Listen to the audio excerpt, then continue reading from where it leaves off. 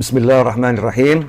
Alhamdulillahirabbil alamin. Allahumma shalli wa sallim ala sayidina Muhammadin miftahi babi rahmatillah adada ma fi ilmillah salatan wa salaman daimaini bidawami mulkillah wa ala alihi wa sahbihi. Assalamualaikum warahmatullahi wabarakatuh. Ayat selanjutnya.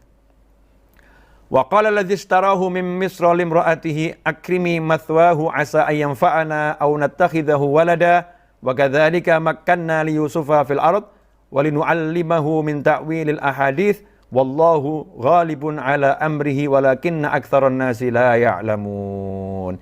Ayat 21. Dan orang Mesir yang membelinya berkata kepada istrinya, berikanlah kepadanya tempat dan layanan yang baik, mudah-mudahan dia bermanfaat bagi kita atau kita pungut dia sebagai anak. Dan demikianlah kami memberikan kedudukan yang baik kepada Yusuf di negeri Mesir, dan agar kami ajarkan kepadanya takwil mimpi, dan Allah berkuasa terhadap urusannya, tetapi kebanyakan manusia tidak mengerti. Ikhwani rahimakumullah. Ini asyik ini. Ya, saya mau ngajak semuanya untuk merenung sampai di sini. Fase pertama, Nabi Yusuf dibuang ke sumur, itu nggak enak.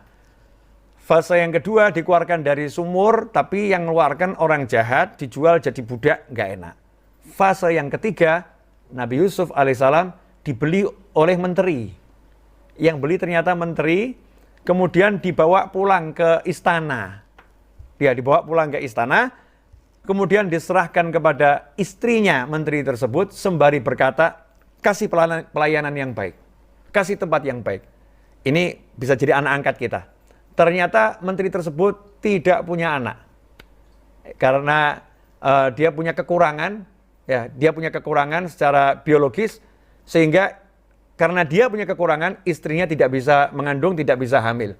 Maka begitu lihat ada anak umur 12 tahun kok ganteng, menyenangkan, senang, jatuh cinta, dibeli dengan segera, dibawa pulang dan ngomong sama istrinya, ini biar melayani kita, atau kita jadikan anak, tapi kasih pelayanan yang bagus, pelayanan yang bagus. Ikhwani rahimakumullah.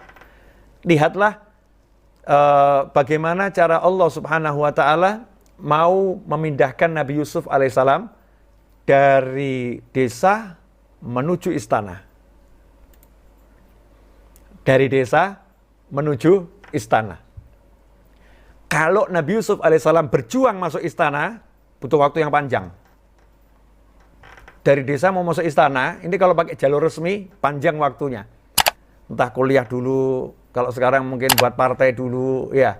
Jadi calon legislatif dulu, panjang kisahnya. Ya kisahnya panjang. Tapi kalau Allah yang bergerak, selesai. Kun fayakun. Ya, tapi caranya Allah itu indah. Asal kita itu husnudzon, prasangka baik. Caranya Allah itu luar biasa. Ini Yusuf harus masuk istana. Yusuf harus jadi menteri, ya. Tapi orang desa, nggak punya kenalan di istana, nggak punya kerabat di istana, nggak ada pendidikan tentang politik, nggak ada ini, sama sekali nggak ada. Gimana caranya? Dari Palestina bisa ke Mesir, dari Kanaan di Palestina bisa ke Mesir. Caranya gimana? Maka Allah Subhanahu Wa Taala mengatur caranya dengan dibuang di sumur. Diambil oleh musafir lalu yang nggak baik, dijual sebagai budak, dibeli oleh menteri, masuk istana. Tahap awal selesai. Dah jadi istana. Makanya Allah kemudian ngomong. Ya, setelah di istana, Allah mengatakan wa kadzalika makkanna li Yusuf. Wa kadzalika makkanna li Yusufa fil ard. Dan demikianlah kami memberikan kedudukan yang baik kepada Yusuf di negeri Mesir. Makannah itu artinya tamkin, menempatkan. Beginilah cara kami menempatkan Nabi Yusuf dengan kedudukan yang besar, yang baik di Mesir. Caranya begini, makannah, kami yang menempatkan ini. Jadi bukan Nabi Yusuf dibuang, bukan Nabi Yusuf kemudian dijual, bukan. Kami yang merekayasa semua itu untuk Yusuf agar mendapatkan sebuah kebaikan. Untuk mendapatkan sebuah kebaikan. Pelajaran apa yang kita dapat? Pelajarannya adalah jangan tergesa-gesa menghakimi episode hidupmu dengan kalimat celaka saya. terpuruk saya. Wah, hancur saya. Jangan. Tapi belajarlah untuk berkata kepada dirimu ketika menghadapi yang gak enak. Mungkin ini cara Allah untuk mengangkat derajat saya. Mungkin ini rencana Allah untuk menjadikan saya lebih hebat. Saya dipecat. Mungkin Allah mau jadikan saya bos. Memang saya nggak layak jadi pelayan. Nggak layak jadi karyawan. Saya layaknya jadi bos nih. Saya harus dipecat dulu nih. Harus dipecat dulu. Kok kemudian dijauhkan dari teman-teman? Mungkin Allah akan kirimkan saya teman-teman yang jauh lebih baik nih. Yang jauh lebih hebat nih. Ada rencana Allah yang besar nih. Rencana Allah yang baik ini. Larinya ke Allah, ya, larinya ke Allah Subhanahu wa taala. Allah katakan di sini, wa kadzalika makkanna li Yusufa fil ard wa linu'allimahu min ta'wilil ahadits. Dan kami akan mengajarkan kepadanya takwil mimpi. Ya. Bagaimana nanti Yusuf bisa menakwilkan mimpi akan kami ajarkan. Di mana? Ya di istana itu. Dengan nanti akhirnya ada proses berikutnya masuk penjara. Proses berikutnya masuk penjara, tapi harus tinggal di istana dulu.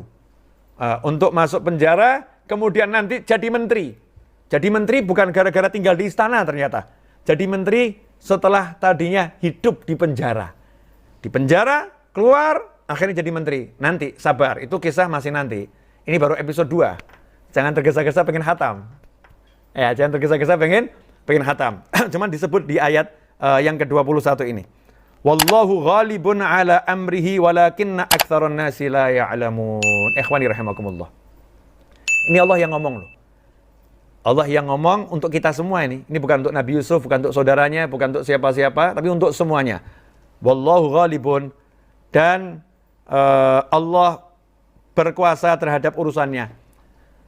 Ini terjemahannya nggak enak kalau dibilang Allah berkuasa terhadap urusannya. Wallahu ghalibun ala amrih. Artinya kalau Allah udah punya pengen, itu nggak mungkin bisa dikalahkan. Paham nggak kira-kira ini? Allah kalau udah punya mau, nggak bisa dikalahkan. Allah mau Yusuf jadi menteri. Udah bentuknya prosesnya apapun, tetap jadi menteri. Nggak bisa dikalahkan oleh siapapun. Allah mau Nabi Yusuf jadi mulia. Walaupun kejadiannya model apapun, Nabi Yusuf akan mulia. Dikatakan di Al-Quran, Wallahu ghalibun ala amrihi walakin aktsaron nasi la ya'lamun. Tapi kebanyakan manusia nggak ngerti. Nah, ini ada rahasia. Makanya kita kalau mau sukses itu ya, ngetoknya ke Allah. Ya Allah, ya Allah, ya Allah. Nah, kalau udah Allahnya iya, walaupun wujudnya kita sekarang seperti apapun, kalau Allah udah mau, nggak mungkin bisa dikalahkan. Logika tuh nggak bisa membendung kemauannya Allah. Hukum itu akan dirubah oleh kemauannya Allah Subhanahu wa taala. Contoh Nabi Ibrahim alaihissalam. Kita keluar dikit ya, buat contoh saja biar lebih jelas. Dibakar. Coba saat itu solusinya apa? Kalau Anda jadi temannya Nabi Ibrahim, salah satu teman Nabi Ibrahim alaihissalam adalah malaikat Jibril alaihissalam. Malaikat Jibril dengan pangkat malaikat yang tertinggi saja ketika lihat kenyataan itu was-was loh. Was-was sampai datangi malaikat Jibril datang kepada Nabi Ibrahim alaihissalam. Kamu minta tolong sama Allah. Ini mau dibakar. Tinggal dilempar masuk ini apinya. Burung terbang di atas 1,5 kilo terpanggang mati ini. Celaka nanti kalau nggak minta tolong sama Allah, kamu akan celaka, akan meninggal. Karena sayang malaikat Jibril sayang pada Nabi Ibrahim alaihissalam. Pengen Nabi Ibrahim selamat. Tapi Nabi Ibrahim cuma ngomong, ilmuhu bihali kafani an su'ali. Allah ngerti kok saya. Udah saya yakin, saya percaya sama Allah. Jangan kamu tiru loh ya. Ini Nabi Ibrahim, makom nggak sama.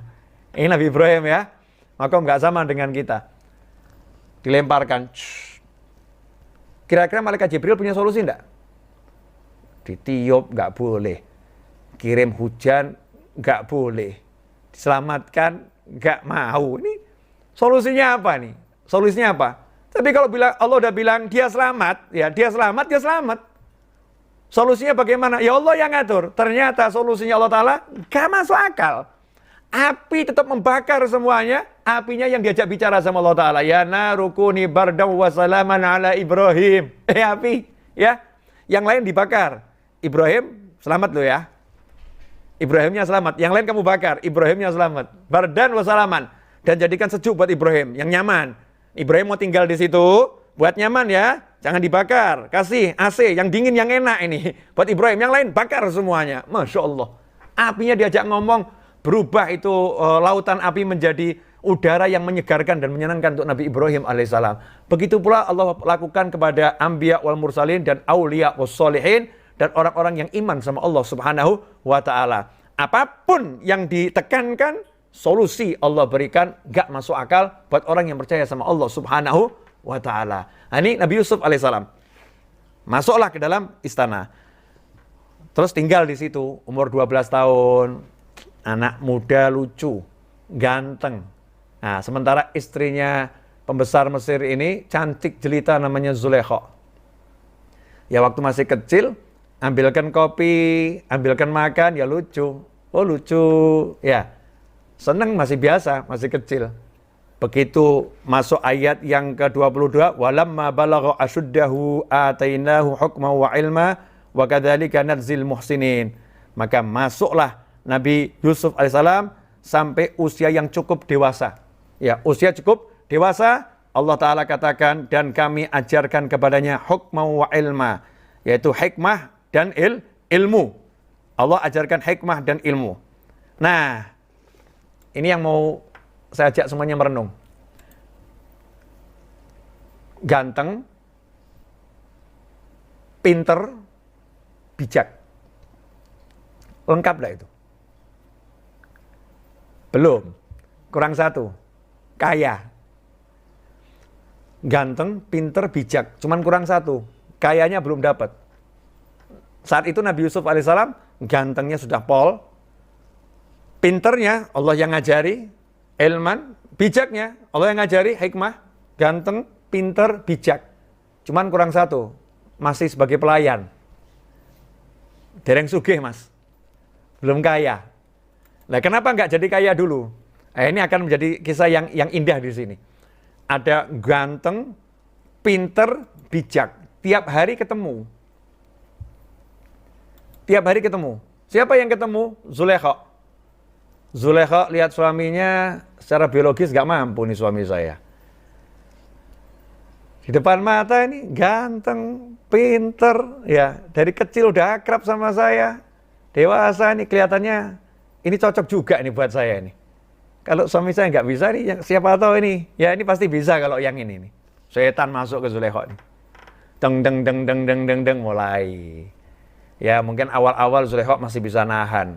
Karena orang mulia, bukan orang jahat, bukan orang jelek. Zulaikha itu orang mulia. Ya. Jangan. Ya. Jangan. Ini seperti anak angkat sendiri nih, anak angkat sendiri. Jangan. Suami masih ada. Anak angkat, suami masih ada. Jangan. Tapi ya lama-lama, setan itu nyata kok. Setan itu bukan cuma dalam pikiran, seakan-akan cuma khayalan. Setan itu nyata. Nafsu itu ya ada.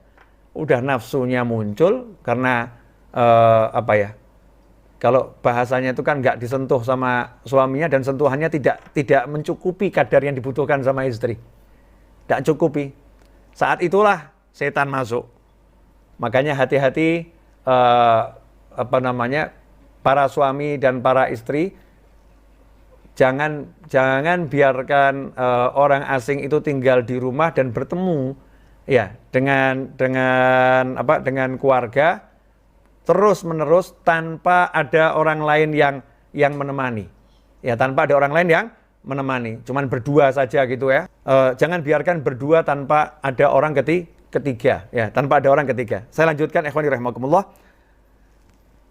Akhirnya Zulaikha nggak mampu menahan nafsunya. Di ayat yang ke-23. Ya, kalau yang tadi 22, dan ketika dia telah cukup dewasa, kami berikan kepadanya kekuasaan dan ilmu. Demikianlah kami memberi balasan pada orang-orang yang berbuat baik. Jadi Nabi Yusuf alaihissalam itu dapat ilmu dan hikmah karena berbuat baik.